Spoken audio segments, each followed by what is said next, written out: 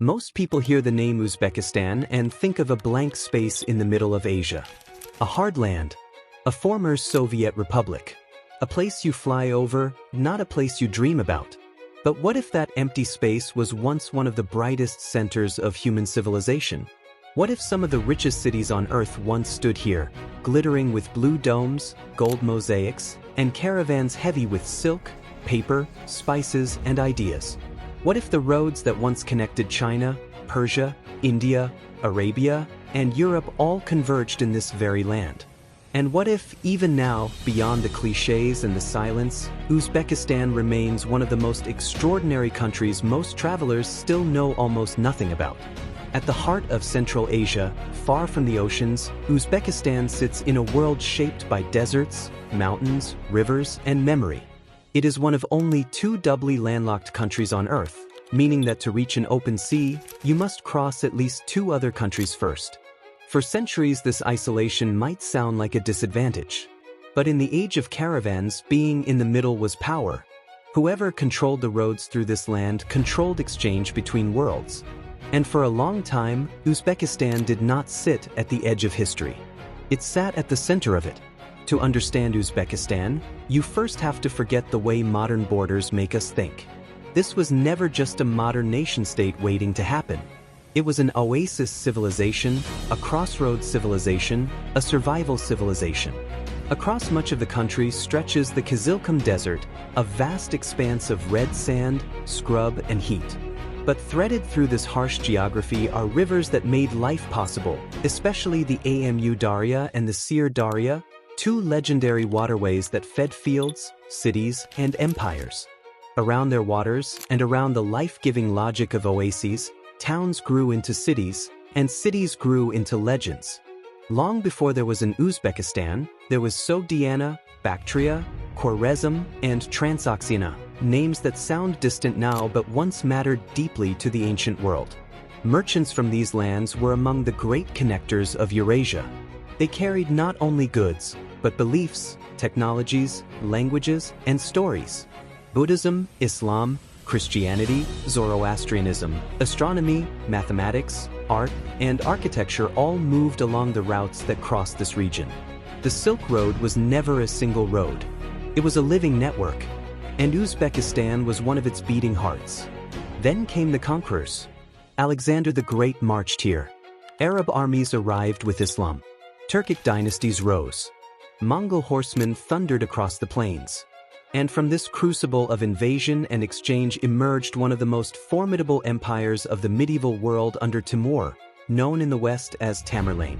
He would transform Samarkand into a capital of staggering ambition, a city intended not merely to rule territory, but to awe the planet. Samarkand is where many journeys into Uzbekistan truly begin, not because it is the capital, but because it feels like the center of the country's imagination. Even its name carries a kind of gravity. For centuries, poets and chroniclers described it with reverence. To stand in Samarkand today is to feel that reverence become physical. Suddenly, the blue of its domes does not seem decorative but cosmic, as if the sky itself had been brought down and fixed in tile. The Registan is the image many people carry away forever.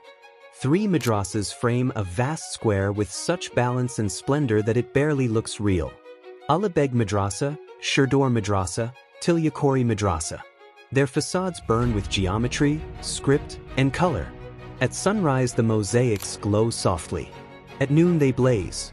At dusk they become almost weightless under amber light. Yet the Registan was never built only for beauty. It was a stage for scholarship, authority, and urban life. Students once studied theology, mathematics, philosophy, and astronomy here. Rulers projected power here. The city announced itself to the world here. And Ulubeg, whose name survives in stone, was not merely a prince. He was one of the great scientific minds of his age. In the 15th century, while much of Europe still looked upward with wonder but limited instruments, Ulubeg built an observatory in Samarkand and produced star tables of remarkable precision.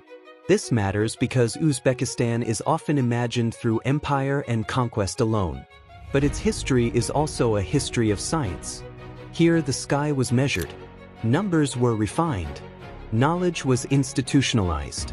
Splendor and intellect were not opposites. They were partners. Samarkand does not end with the Registan. There is Shezinda, a necropolis so exquisite it feels more like a jeweled corridor than a cemetery. Mausoleums line a narrow path, their surfaces covered in intricate blue tile work that seems to shift with every step. There is the Bibi Kanem Mosque, once among the grandest in the Islamic world, built to embody imperial ambition on a scale so vast that even ruin cannot diminish it. There is the Sayab Bazaar, where the monumental past gives way to the living present, and the smell of bread, spices, fruit, and roasted meat reminds you that great cities are not museums. They are ecosystems. If Samarkand was the imperial jewel, Bukhara was the soul. Older, denser, more inward, Bukhara is a city that seems to breathe through courtyards, domes, alleys, and silence. For over 1,000 years, it was one of the great intellectual capitals of the Islamic world. Scholars came here to study law, theology, medicine, and philosophy. Traders came to exchange goods from every direction. Pilgrims came in search of piety. Dynasties came and went, but Bukhara endured as a center of gravity. Its old city still holds that gravity. The Poikoyan complex rises above the streets with a presence that feels almost improbable. The Koyan minaret, built in the 12th century, towers over the city like a column of fired earth and memory.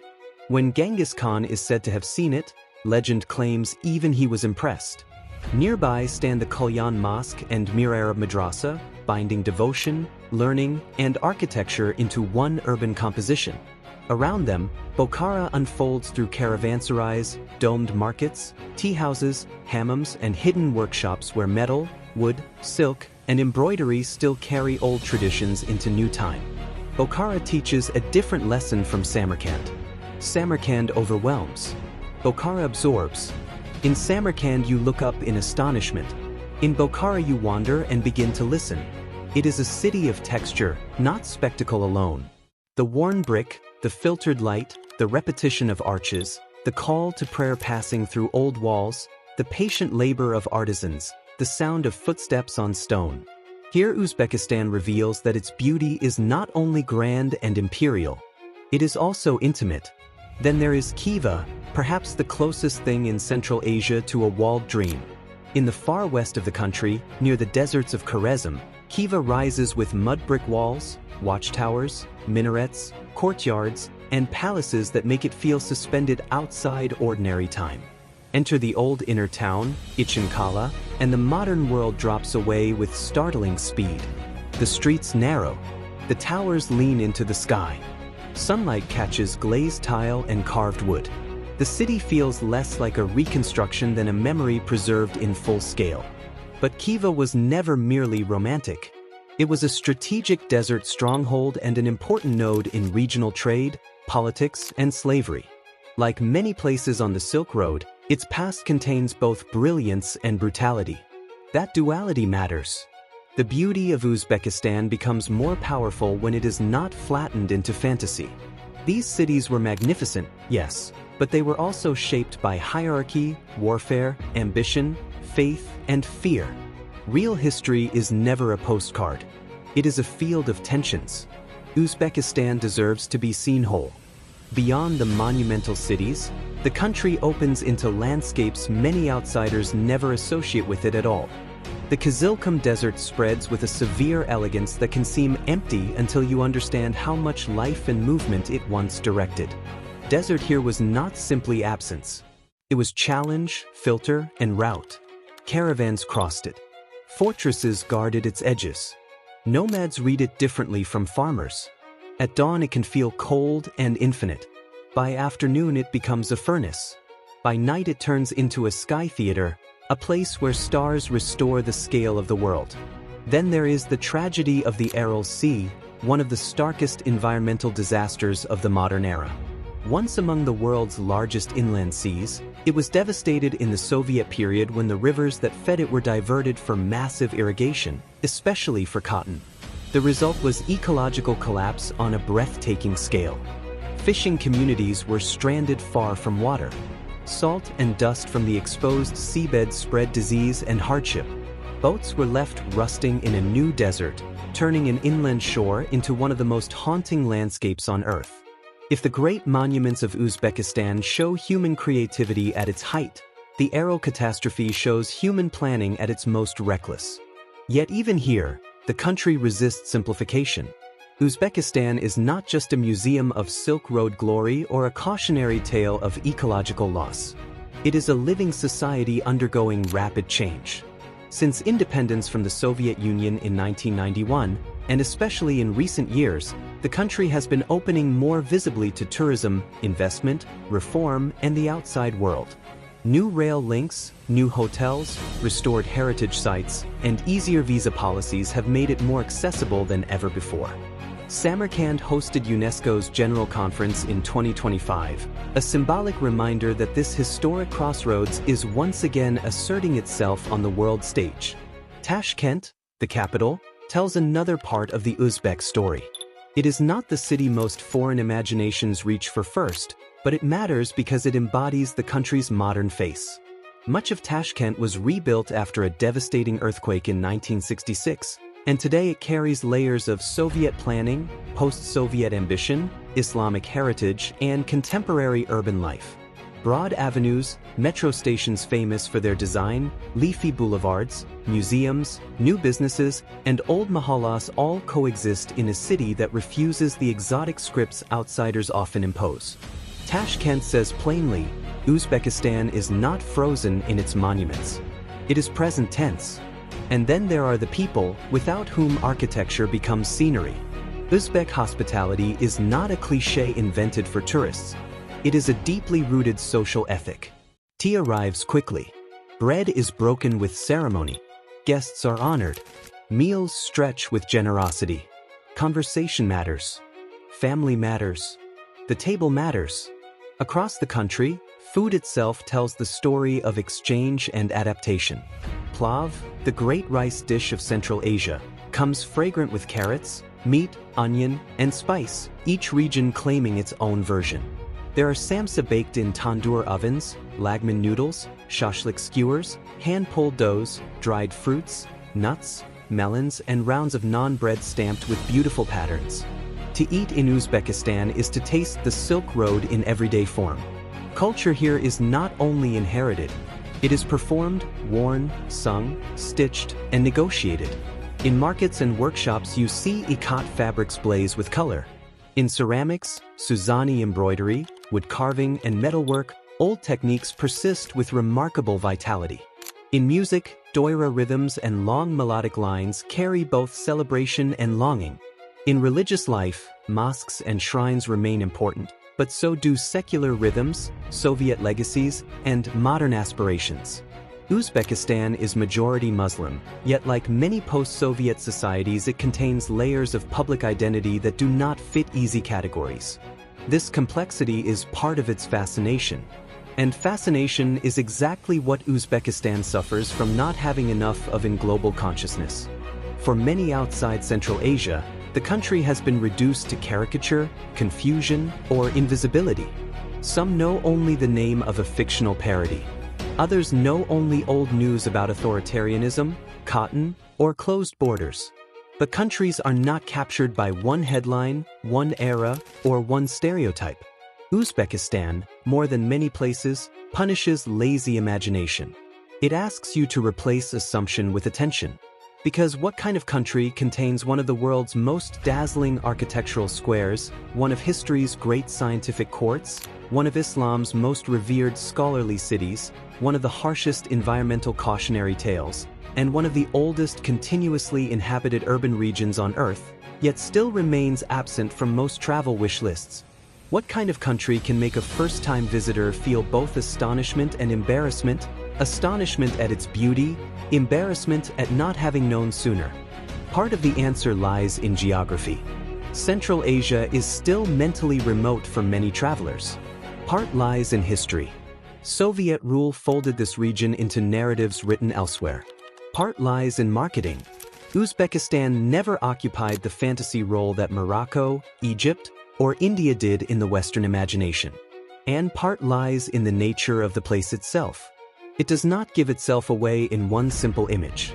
desert and oasis, empire and erasure, scholarship and conquest, tradition and reform, monument and intimacy. Uzbekistan makes you work a little, and then it rewards you immensely. What is perhaps most moving is how often the country feels like a conversation between endurance and reinvention. Civilizations rose here because water could be managed, because trade could be protected, because knowledge could be prized. They fell when routes shifted, armies arrived, ecologies failed, or power hardened. Yet again and again, life reorganized itself. Mosques were restored, schools reopened, markets returned, languages adapted, families remained. This continuity does not erase suffering, but it gives the land a particular kind of dignity. Stand at the Registan after dark, when the crowds thin and the enormous facades begin to glow against the night, and you sense something rare, not simply beauty, but civilizational confidence surviving catastrophe. Wander the back streets of Bukhara at dawn, when merchants are still arranging goods and the old bricks hold the cool of morning, and you feel how urban memory can outlast empires.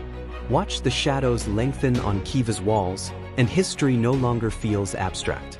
It feels inhabited. Even the landscapes beyond the cities deepen this feeling.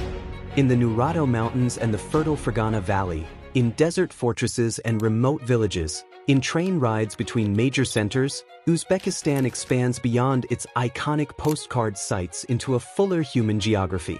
The Fergana Valley, shared with neighboring states, has long been one of the most fertile and densely populated parts of Central Asia, a place of agriculture, craft traditions, and strategic importance. It reminds you that Uzbekistan's story is not only about past glory, but about demographic and economic life now. Today, the country has the largest population in Central Asia, more than 37 million people, and a growing economy trying to reposition itself between major powers and global markets. That future is still being negotiated. Reform brings opportunity, but also pressure. Tourism can revitalize heritage, but can also commercialize it. National pride can preserve memory, but can also simplify it.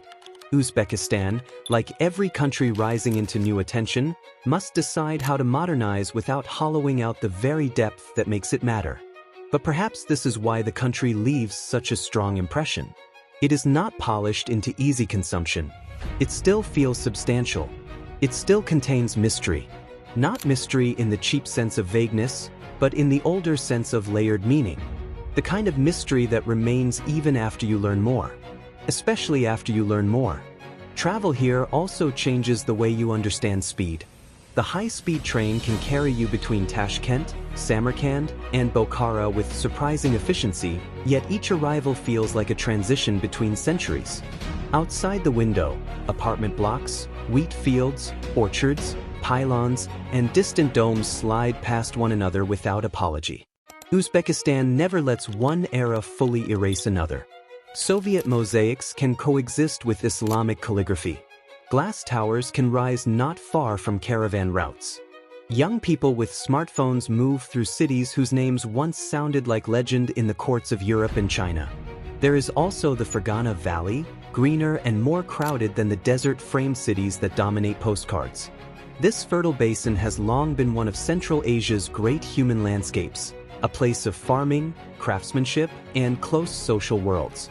Here, mulberry trees, canals, workshops, and family compounds reveal another Uzbekistan, less monumental perhaps, but no less important.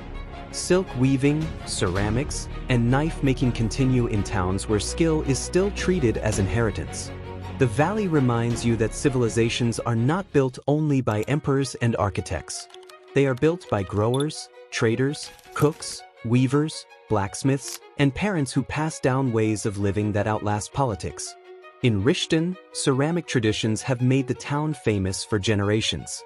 In Marjalan, silk production carries old associations with the Silk Road into the present. In Kokand, memories of khanates, palaces, and regional power add another chapter to the country's fractured historical map. These places matter because they complicate the easy narrative that Uzbekistan can be reduced to Samarkand and Bukhara alone. The famous cities are dazzling, but they are only the visible peaks of a much wider cultural terrain. That wider terrain includes the logic of water, perhaps the single most decisive force in the region's history after trade itself. In a dry country, irrigation is destiny. Fields, orchards, villages, and urban life all depend on how water is captured, shared, and sometimes overused.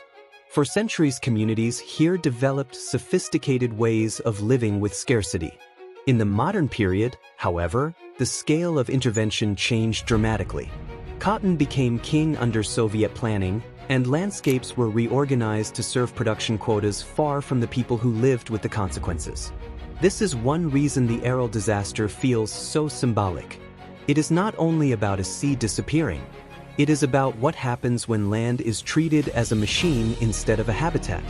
And yet the image of Uzbekistan as only a cotton republic misses how diverse the country actually feels on the ground. There are vineyards and melon fields, mountain villages and desert yurt camps, tiled theological schools and industrial outskirts, ancient mausoleums and busy wedding halls. Weddings, in fact, are one of the great social theaters of contemporary life here. Immense gatherings where family, status, music, food, and ritual merge into unforgettable display. If architecture tells you what a civilization once valued, weddings often tell you what a society values right now: kinship, celebration, continuity, and public honor. Listen closely in Uzbekistan and you hear how layered belonging can be. You hear Uzbek, of course, but also Russian, Tajik in some cities, and the many tonal shifts that come with region, generation, and class.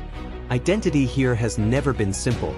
Persianate influences, Turkic heritage, Islamic traditions, Soviet institutions, and modern nation-building all live in the same social body. This is why the country feels so rich to anyone willing to notice detail. It is not just old. It is layered.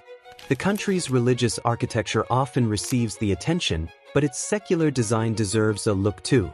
Tashkent's metro stations, for example, are among the most striking in the former Soviet world, each one shaped with a different visual language of chandeliers, marble, geometry, and relief. They reveal another kind of ambition, the 20th century belief that public infrastructure could itself be monumental. Step from one station to another and you pass through curated visions of modernity, discipline, and pride. Even underground, Uzbekistan has learned to build with theater. Then there is the simple matter of color. Few places use blue the way Uzbekistan does. The turquoise of domes, the deep cobalt of mosaics, the pale desert sky, the green of courtyards after irrigation, the gold dust of evening, the black tea poured into patterned bowls, the red of embroidered textiles, the white of winter snow against Timurid forms. This choreography of color helps explain why so many travelers struggle to describe the country without sounding exaggerated. It is a place that seems to have been art directed by history itself. But beauty alone is not what stays with people. What stays is the emotional dissonance. The feeling of walking through places that should be globally famous and finding them still strangely undervisited. The feeling of seeing schoolchildren in uniforms playing in squares built by conquerors.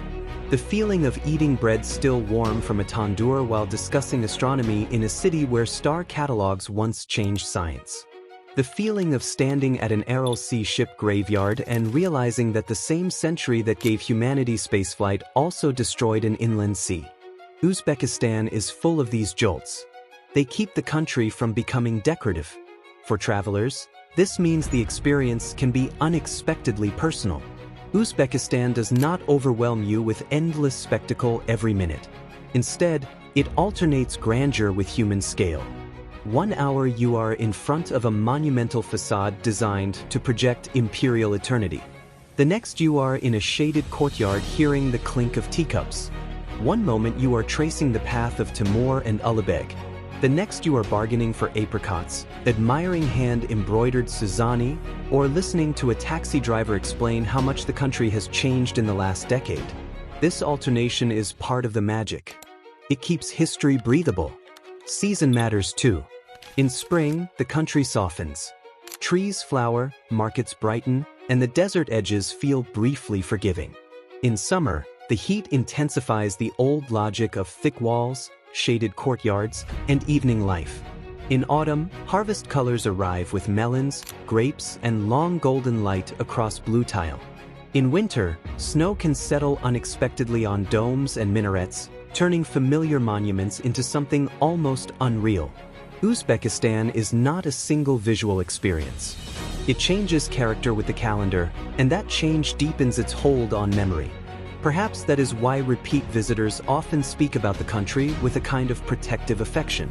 They feel they discovered not a secret exactly, but a place that has not yet been flattened by global sameness. It means old neighborhoods breathe with local rhythm. It means wonder is still available. So no, Uzbekistan is not a blank space.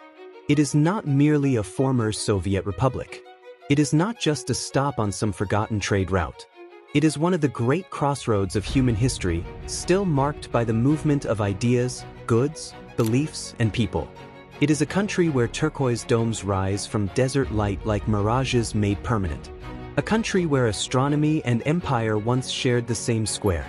A country where hospitality is practiced as if strangers still arrive by caravan. A country where the ruins of ecological disaster stand not far from cities of staggering beauty. A country more textured, more intelligent, more wounded, and more magnificent than most outsiders ever imagined. And maybe that is the real power of Uzbekistan. It does not just show you itself. It shows you how much of the world you have been taught to overlook.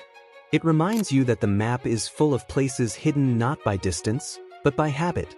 Places that once connected continents and may do so again. Places waiting, not to be invented by travel media, but simply to be seen clearly. If there is a lesson in Uzbekistan, it may be this. History does not belong only to the empires that dominate modern headlines. Some of it survives in courtyards, in bread ovens, in blue tile, in star charts, in desert roads, in names spoken for thousands of years. Some of it survives in countries that the world thinks it has misplaced. And when you finally arrive here, in the blue shadow of Samarkand or the amber quiet of Bukhara, you realize Uzbekistan was never lost at all. We were just looking the wrong way.